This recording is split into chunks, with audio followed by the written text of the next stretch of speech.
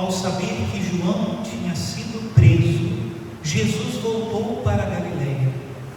Deixou Nazaré e foi morar em Cafarnaum, que fica às margens do mar da Galileia, no território de Zabulon e Neftali, para se cumprir o que foi dito pelo profeta Isaías: terra de Zabulon, terra de Neftali, caminho do mar, região do outro lado do rio Jordão, Galileia dos pagãos.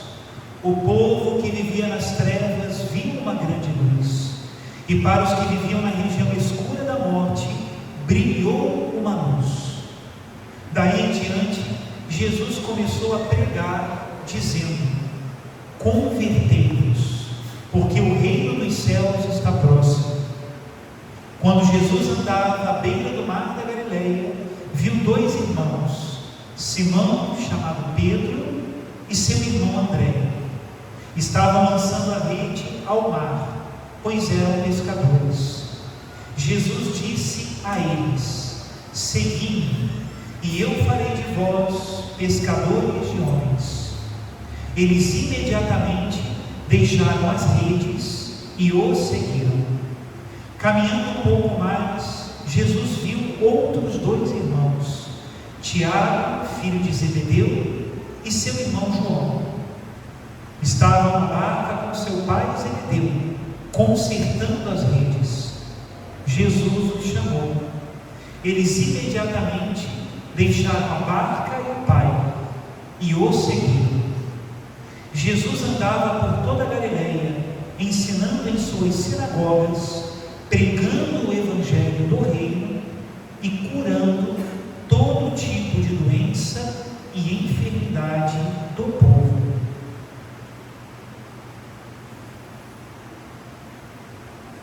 Palavra da salvação. Glória a vós, Senhor. Queridos irmãos e irmãs, estamos no terceiro domingo do tempo comum. E já na semana passada nós fizemos uma introdução ao tempo comum, dizendo que é o tempo do discipulado. Se existe um lugar onde eu não erro, é o lugar do discípulo. Talvez eu me perca quando eu acrescente outros títulos, quando eu pense em outras coisas, mas quando eu penso em ser discípulo, estou no meu lugar e eu nunca erro. Na semana passada, essa memória é boa, nós falamos sobre o chamado, a vocação. É como a porta do discipulado. Ninguém pode ser discípulo de Jesus se antes não foi chamado por Ele, vocacionado por Ele. E os ponteiros que nós acertamos na semana passada sobre o tema da vocação e do discipulado foi dizer que o discipulado tem sentido justamente porque é um outro que me chama e me liberta dos meus horizontes estreitos, dos meus planos pequenos, da minha miopia espiritual.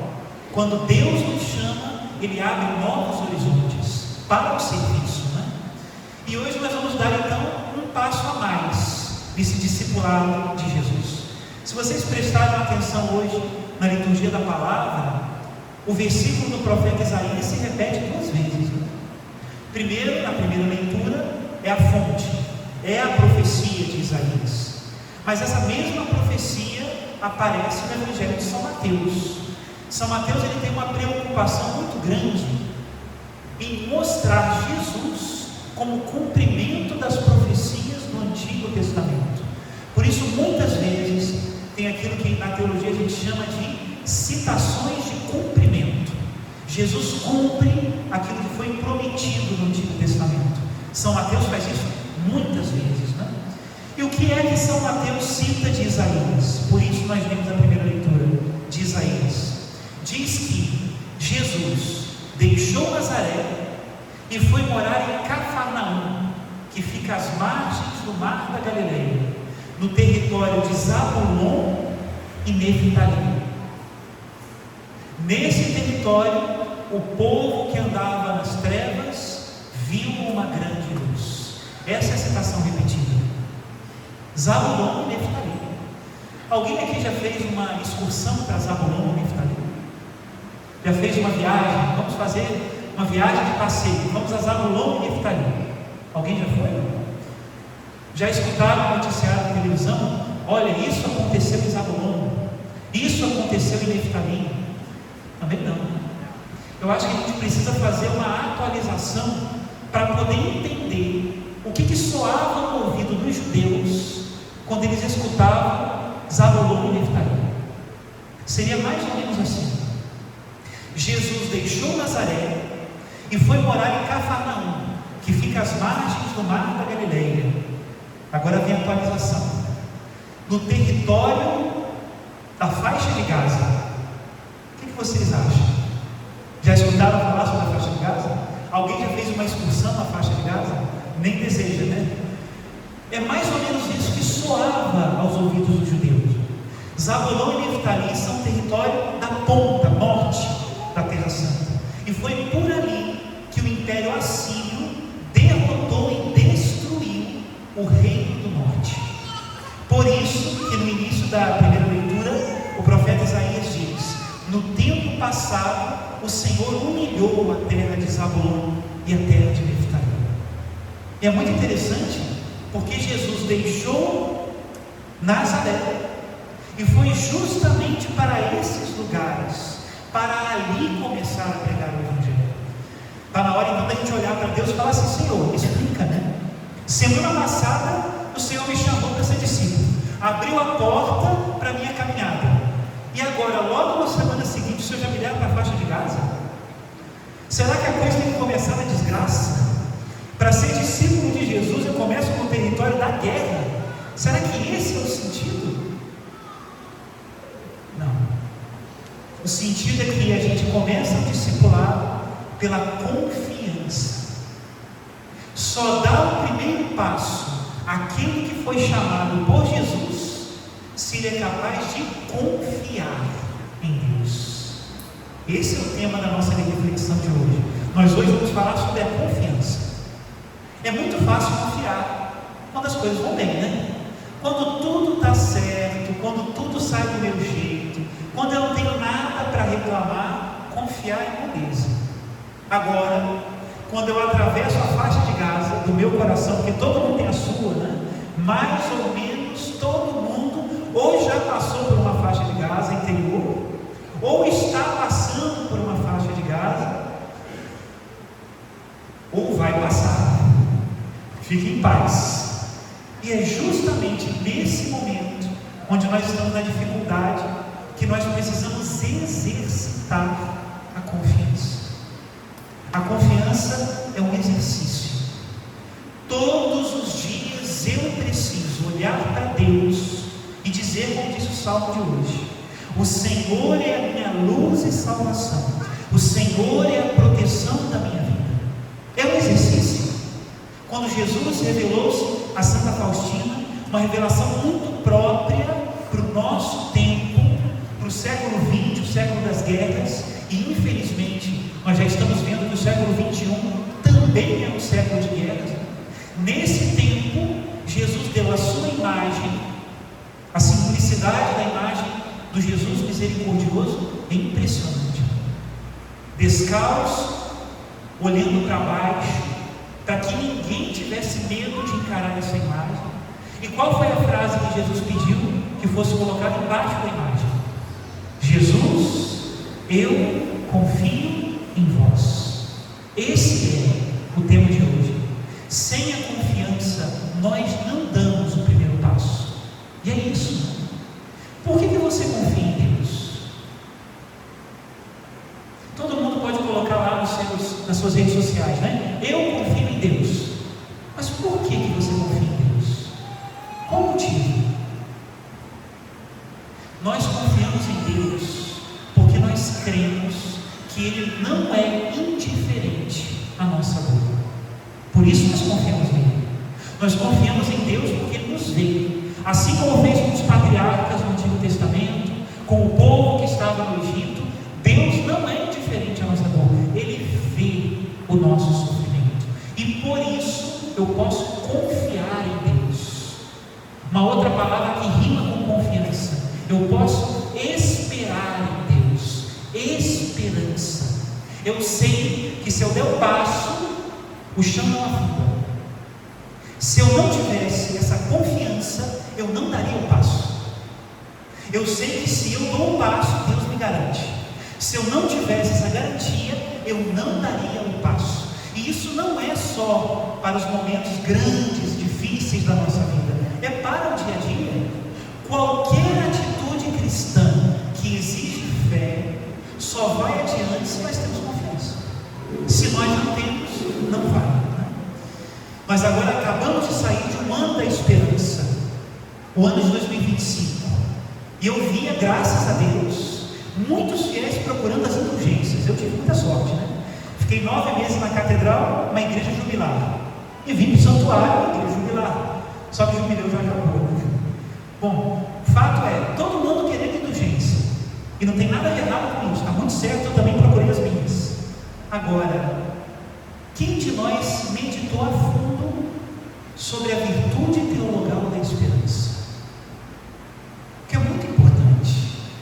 Meus irmãos, Papa Francisco, quando pensou no ano da esperança para o ano de 2025, ele tinha em mente justamente que nós vivemos num mundo difícil de esperança.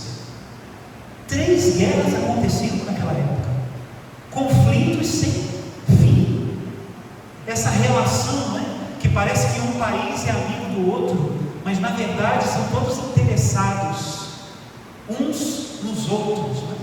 Como é que eu posso ter esperança num cenário assim? E é um grande problema não ter esperança.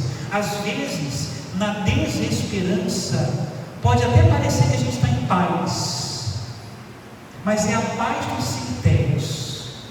Na desesperança, o fraco não reclama, porque acha que nunca vai ter uma solução, então ele fica em paz. Na desesperança, o pecador não se converte, porque no final das contas, eu não consigo mesmo, não consigo largar esse vício, não consigo largar esse pecado, e aparentemente está em paz. Na desesperança, o forte não se comove, porque não tem uma meta alta, ele se acomoda na sua fortaleza e não olha para o lado. Parece que tem paz, mas é a paz do cemitério. Essa não é a paz de Deus. A desesperança é mortal. Desses videozinhos, né, que chegam para a gente de YouTube, já separei de um desses documentários internacionais, justamente que fala dos países que não têm grandes problemas sociais, não têm grandes dificuldades econômicas, o que seja, mas tem altíssimos níveis de suicídio. A paz dos cemitérios. Nós podemos também ser assim, e Deus nos livre, né? Se nós não olhamos para frente com uma certa perspectiva, o que vai acontecer comigo daqui a um ano? Como será no próximo ano? Se nós não temos uma certa perspectiva, nós precisamos pedir ajuda, porque nós não estamos bem. Assim também é a desesperança. A esperança é pelo contrário.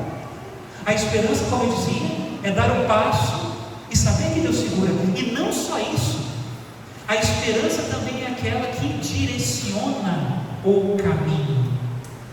É uma grande infantilidade dizer que eu confio em Deus, Deus me garante, eu espero em Deus, se eu não faço um discernimento para saber qual o caminho que eu vou.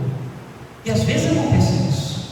São Paulo hoje, por exemplo, na segunda leitura, ele puxa a orelha daqueles coríntios, né, do pessoal da comunidade de Corinto, não porque eles não tinham uma esperança, mas porque era uma esperança infantil. Eu sou de Paulo, eu sou de Apolo, eu sou de Cefas. E o pior de tudo, né, dá para colocar a mão na cabeça, né? Tinha gente fazendo partido dizendo eu sou de Cristo. Não sei se parece um pouco às vezes com a realidade que a gente vive, né? Gente diferente, dividida, dizendo que crê no mesmo Cristo. Nós vivemos a mesma coisa, e é um problema. Por que era uma esperança infantil? Porque como é que eu posso dizer que eu confio em Deus e que Ele me garante, se eu não procuro andar nos caminhos do Senhor? Não sejamos infantis, hein? Existe uma espécie de síndrome do filhinho de papai. que é o filhinho de papai? Já ouviram essa expressão, né? O que é o filhinho de papai? O filhinho de papai é aquele que faz o errado, mas o papai defende. Comete um crime, mas o papai passa o pano. Faz uma coisa muito errada, mas o papai garante. Isso é a síndrome do filhinho de papai. Deus não é assim.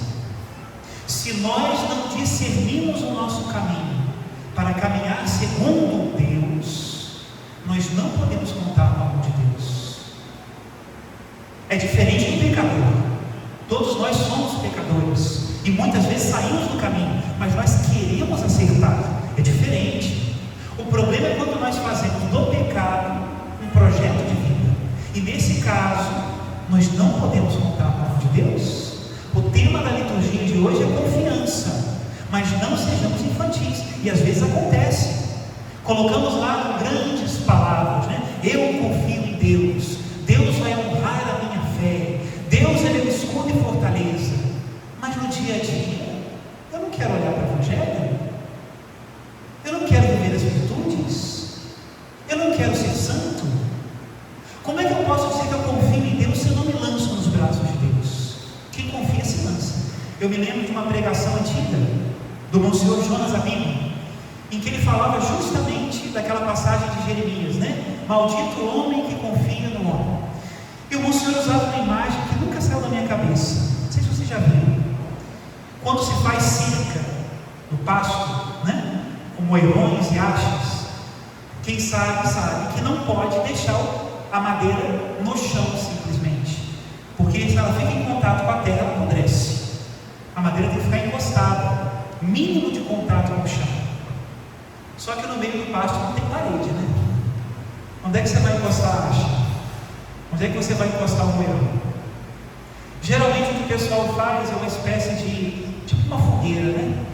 Eles encostam os paus uns nos outros, apoiando uns nos outros, e eles ficam em pé. É um modo inteligente de preservar a madeira. Só que o que acontece? Isso dizia o Monsenhor Jonas Abib, né? Quando você retira uma daquelas madeiras, as outras todas vão abaixo. Não tem jeito. Assim é aquele que confia na própria violência, na própria influência, na lábia, o que seja. Não conta com a mão de Deus, está entregue à própria sorte. Deus não deixará de procurá-lo para salvá-lo, mas não chame isso de confiança em Deus. Confia em Deus, aquele que segue os caminhos do Senhor. O que vocês acham que tinha no coração de Pedro, André, Tiago e João, quando Jesus passa na beirada do mar da Galileia e os chama a ser seus discípulos? Diz hoje o Evangelho que Jesus passou à beirada do mar da Galileia e disse: segui-me, e eu farei de vós pescadores de homens. O que tinha no coração desses homens para deixar rede, barca, pai e seguir Jesus? Uma frase: eu confio em vós. Sem a confiança nós não damos nenhum passo. Vocês já viram uma criancinha, né? Quando ela está aprendendo a andar, a dificuldade dela não é tanto a força da perninha, a dificuldade é a confiança. A gente pega nas mãozinhas, né? E a criancinha vai dando os passinhos, daqui a pouquinho ela vai se escorando, daqui a pouquinho ela anda. É só ela ganhar confiança. Assim também tínhamos nós, né? A porta foi aberta quando Deus nos chamou, mas o passo, para dar o passo, é preciso confiança. Nós estamos no tempo comum. Hoje Jesus passou pela beirada do mar da Galileia. Vai chegar o momento em que nós vamos meditar também sobre as águas mais profundas, mas aí vai ficar mais para frente. Hoje fica no nosso coração só uma frase: Jesus, eu confio em vós. Louvado seja nosso Senhor